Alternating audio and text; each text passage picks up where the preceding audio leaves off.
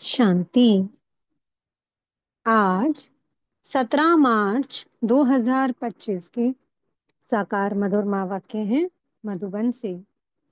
आज मीठे बाप दादाजी ने कहा, मीठे बच्चे, पढ़ाई ही कमाई है। पढ़ाई सोर्स ऑफ इनकम है। इस पढ़ाई से ही तुम्हें 21 जन्मों के लिए खजाना जमा करना है। अभी तक हमें पता था हद की पढ़ाई के बारे में, जब हम लौकिक पढ़ाई पढ़ रहे थे कि पढ़ाई करेंगे अच्छी इनकम होगी, लेकिन सिर्फ एक जन्म के लिए। ये एक ऐसी बेहद की पढ़ाई है जो खुद भगवान हमें पढ़ा रहे हैं। और इस पढ़ाई से कितनी इनकम होनी है हमारी? बेहद की इनकम, वो भी 21 जन्मों के लिए। अथाह खजाने मिलने वाले हैं। तो इसलिए पढ़ाई पर पूरा पूरा अटेंशन देना है।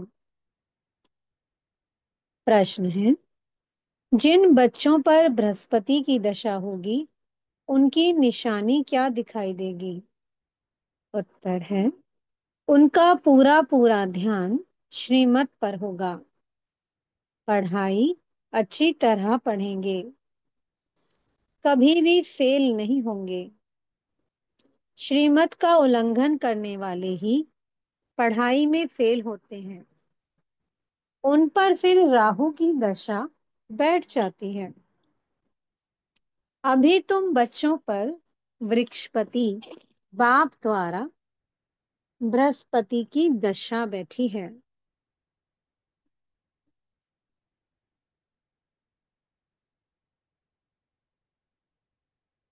गीत चला है, इस पाप की दुनिया से। ओम शांति। ये है पाप आत्माओं की पुकार। तुमको तो पुकारना नहीं है, क्योंकि तुम पावन बन रहे हो। ये धारण करने की बात है। बड़ा भारी ये खजाना है। जैसे स्कूल की पढ़ाई भी खजाना है ना। पढ़ाई से शरीर निर्वाह चलता है। बच्चे जानते हैं भगवान पढ़ाते हैं।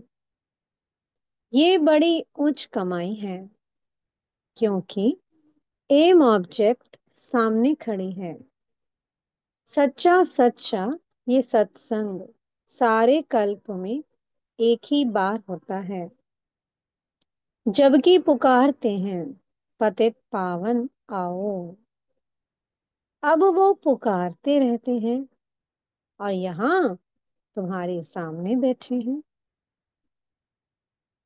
तुम बच्चे जानते हो हम पुरुषार्थ कर रहे हैं नई दुनिया के लिए, जहां दुख का नाम निशान नहीं होगा। तुमको चैन मिलता है स्वर्ग में, नरक में थोड़ी चैन है। ये तो विषय सागर है, कलयुग है ना। सब दुखी ही दुखी हैं, भ्रष्टाचार से पैदा होने वाले हैं। इसलिए आत्मा पुकारती है, बाबा हम पतित बन गए हैं।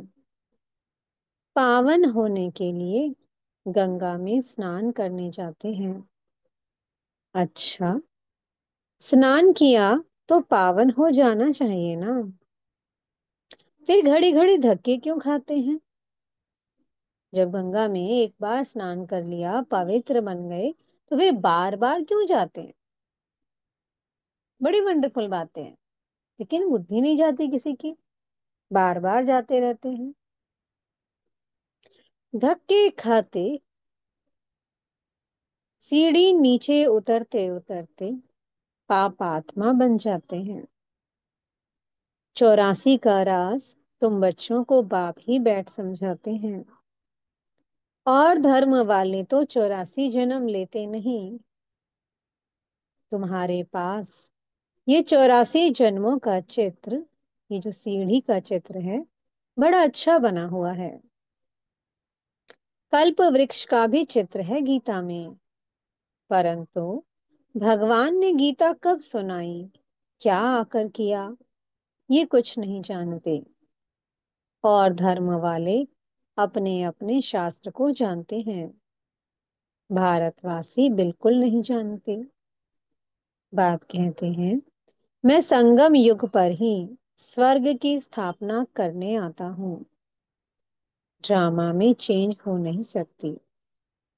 जो कुछ ड्रामा में नूंद है वो हूबहू होना ही है।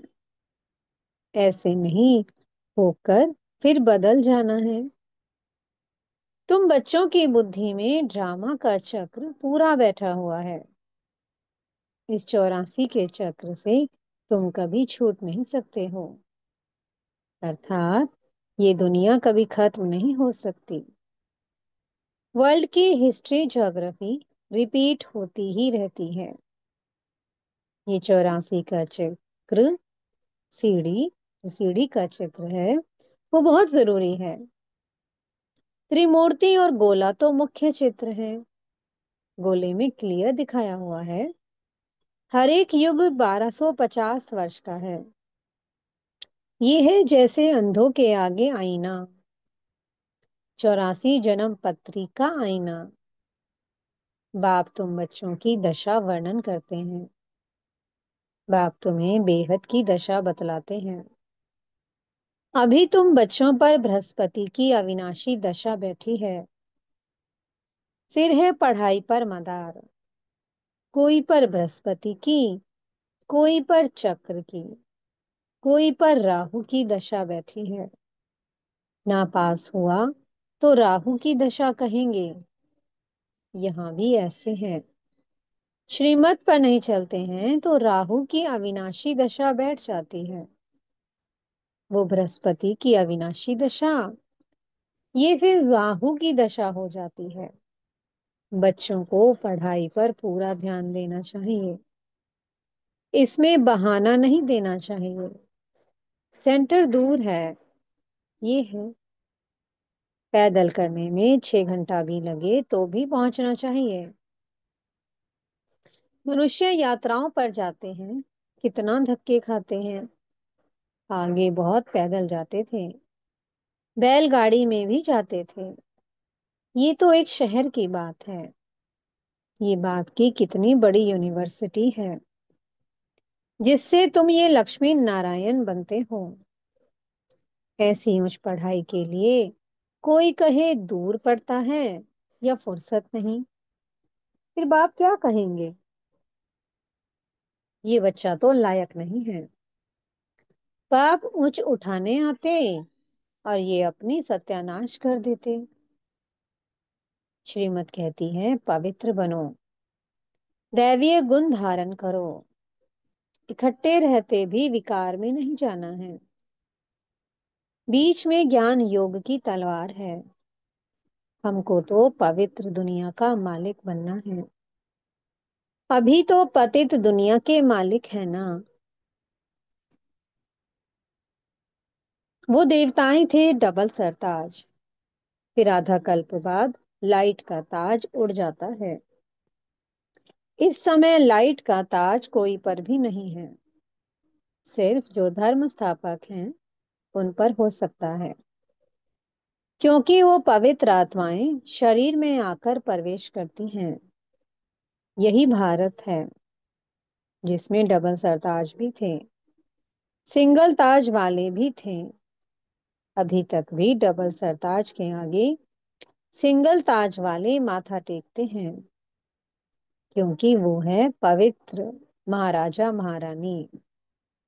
महाराजाएं राजाओं से बड़े होते हैं। उनके पास बड़ी बड़ी जागीर होती है। सभा में भी महाराजाएं आगे और राजाएं पीछे बैठते हैं, नंबरवार। कायदे सिर उन्हों की दरबार लगती है। ये भी ईश्वरीय दरबार है। इनको इंद्र सभा भी गाया जाता है।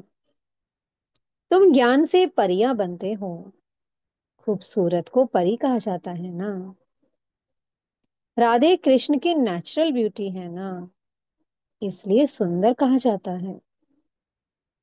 फिर जब काम चिता पर बैठते हैं तो वो भी भिन्न नाम रूप में श्याम बनते हैं। शास्त्रों में कोई ये बातें नहीं है। ज्ञान, भक्ति और वैराग्य तीन चीजें हैं। ज्ञान ऊंचते ऊंच है। अभी तुम ज्ञान प्राप्त कर रहे हो। तुमको वैराग्य है भक्ति से। ये सारी तमो प्रधान दुनिया अब खत्म होने वाली है। उनसे वैराग्य है। जब नया मकान बनाते हैं तो पुराने से वैराग्य हो जाता है ना। वो है हद की बात। और ये है बेहद की बात। अब बुद्धि नई दुनिया तरफ है। ये है पुरानी दुनिया नर्क। सत्युग त्रेता को कहा जाता है शिवालय। शिव बाबा की स्थापना की हुई है ना। अभी इस वैश्यालय से तुमको नफरत आती है। कईयों को नफरत नहीं आती है। शादी बर्बादी कर गटर में गिरना चाहते हैं। मनुष्य तो सभी हैं। विषय वैतरणी नदी में गंध में पड़े हैं। एक दो को दुख देते हैं। गाया भी जाता है, अमृत छोड़ विष काहे को खाए। जो कुछ कहते हैं उसका अर्थ नहीं समझते हैं। तुम बच्चों में भी नंबरवार हैं। सेंसिबल टीचर देखते ही समझ लेगा कि इनकी बुद्धि कहाँ भटक रही है। क्लास के बीच कोई उबासी लेते या झुटका खाते हैं तो समझा जाता है इनकी बुद्धि कहाँ घर बार या धंधे तरफ भटक रही है। उबासी थकावट की भी निशानी है। धंधे में मनुष्य की कमाई होती रहती है तो रात को 1-2 बजे तक भी बैठे रहते हैं। कभी उबासी नहीं आती। ये तो बाप कितना खजाना देते हैं। उबासी देना घाटे की निशानी है। दिवाला मारने वाले गुटखा खाते बहुत उबासी देते हैं। तुमको तो खजाने के पिछाड़ी खजाना मिलता रहता है तो कितना टेंशन होना चाहिए। पढ़ाई समय कोई उबासी दे तो सेंसिबल टीचर समझ जाएगा कि इनका बुद्धि योग और तरफ भटकता रहता है। यहाँ बैठे घर बार याद आएगा। बच्चे याद आएंगे। यहाँ तो तुमको भट्टी में रहना होता है और कोई की याद ना आए। समझो कोई 6 दिन भट्टी में रहा। पिछाड़ी में किसकी याद आई। चिट्ठी लिखी तो फेल कहेंगे। फिर 7 रोज शुरू करो। फिर 7 रोज शुरू करो फिर से। 7 रोज भट्टी में डालते हैं कि सब बीमारी निकल जाए। तुम आधा कल्प के महान रोगी हो। बैठे बैठे अकाले मृत्यु हो जाती है। सतयुग में ऐसे कभी होता नहीं है। यहाँ तो कोई ना कोई बीमारी जरूर होती है। मरने के समय बीमारी में चिल्लाते रहते हैं। स्वर्ग में जरा भी दुख नहीं होता। वहां तो समय पर समझते हैं कि अभी टाइम पूरा हुआ है। हम ये शरीर छोड़ बच्चे बनते हैं। यहाँ भी तुमको साक्षात्कार होंगे कि ये बनते हैं। ऐसे बहुतों को साक्षात्कार होते हैं।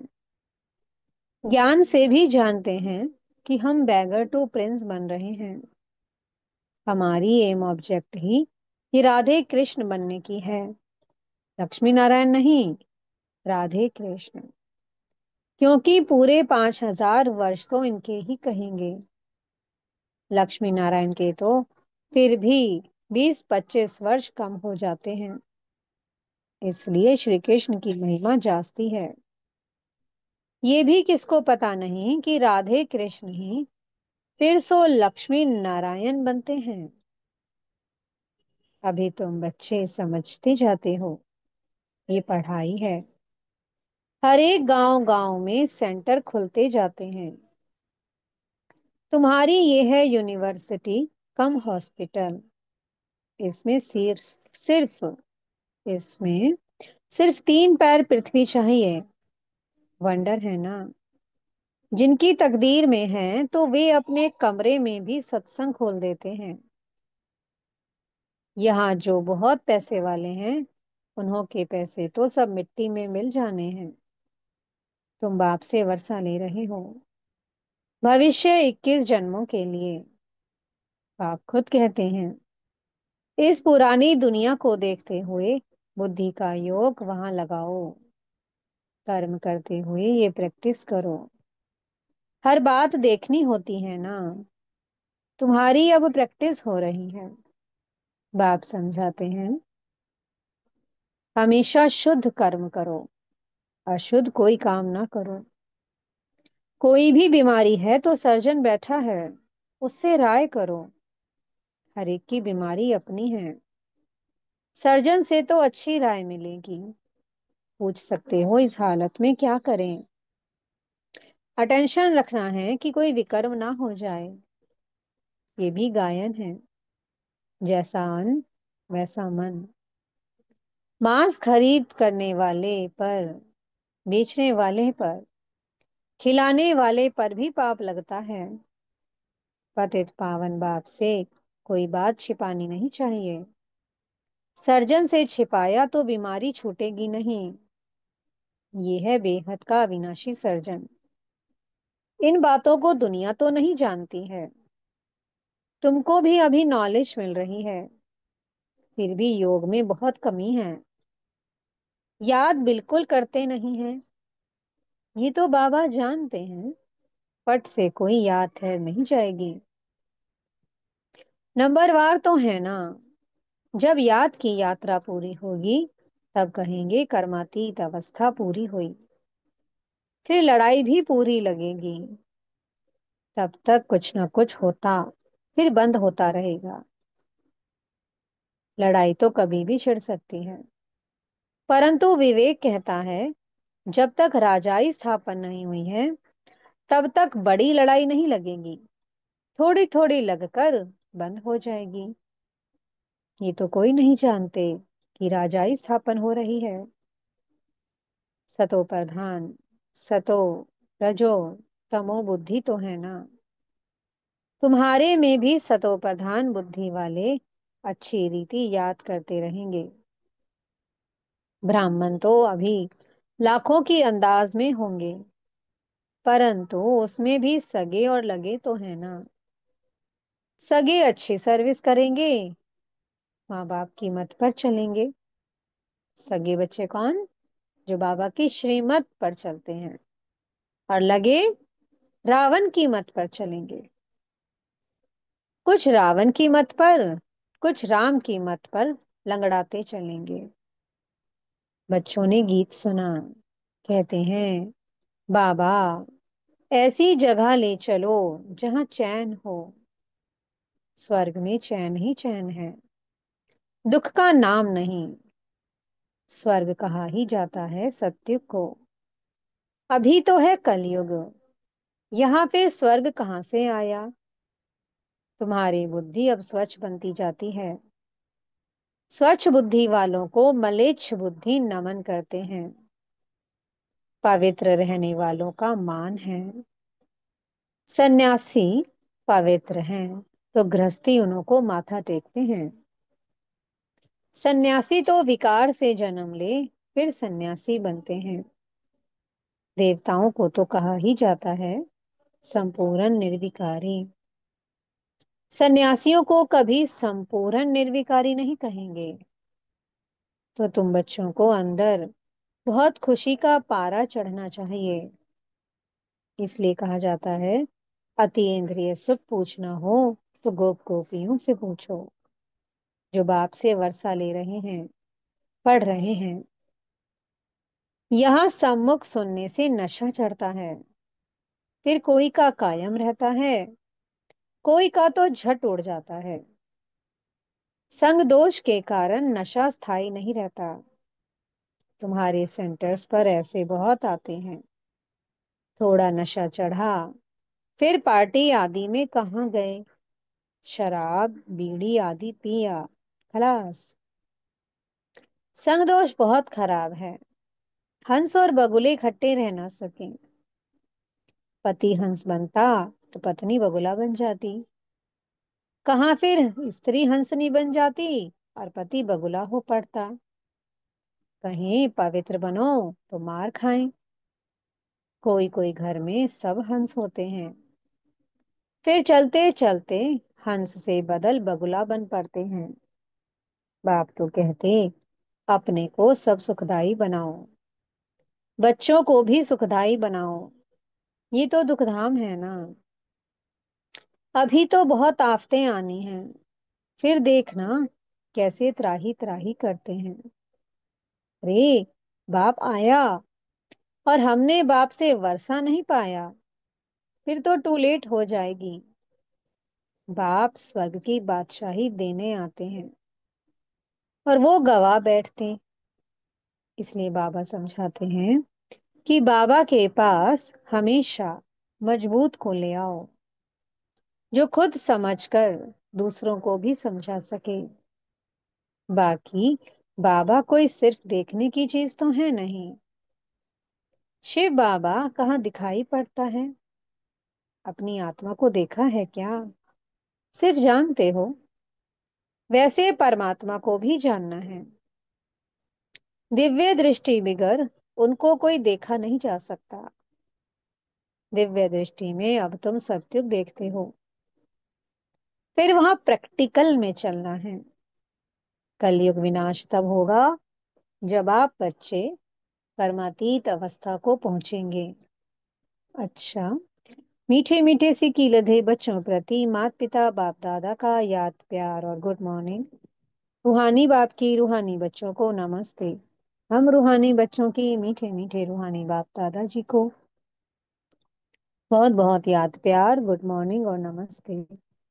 धारणा के लिए मुख्य सार है। पहला पॉइंट, इस पुरानी दुनिया को देखते हुए बुद्धि का योग बाप व नई दुनिया तरफ लगा रहे।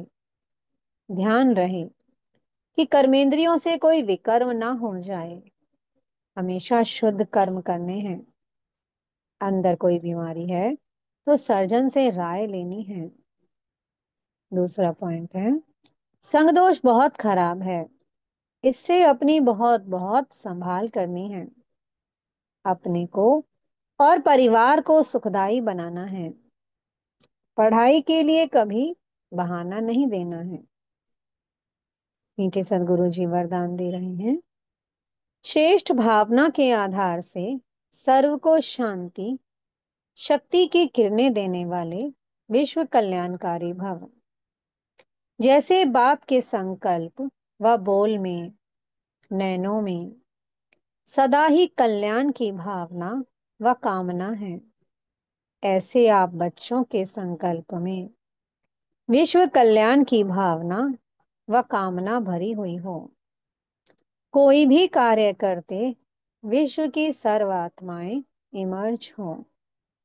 मास्टर ज्ञान सूर्य बन शुभ भावना व श्रेष्ठ कामना के आधार से शांति व शक्ति की किरणें देते रहो, तब कहेंगे विश्व कल्याणकारी।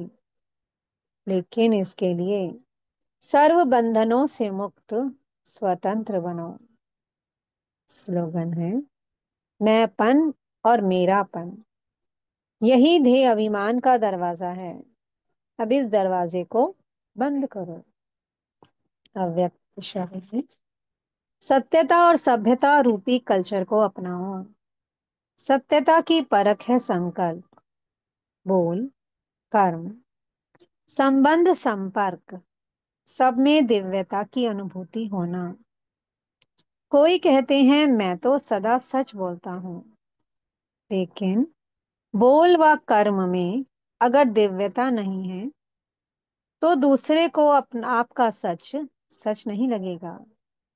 इसलिए सत्यता की शक्ति से दिव्यता को धारण करो। कुछ भी सहन करना पड़े, घबराओ नहीं। सत्य समय प्रमाण स्वयं सिद्ध होगा। ओम शांति। बहुत बहुत शुक्रिया प्यारे प्यारे हमारे मीठे मीठे बाप दादा जी का। ओम शांति।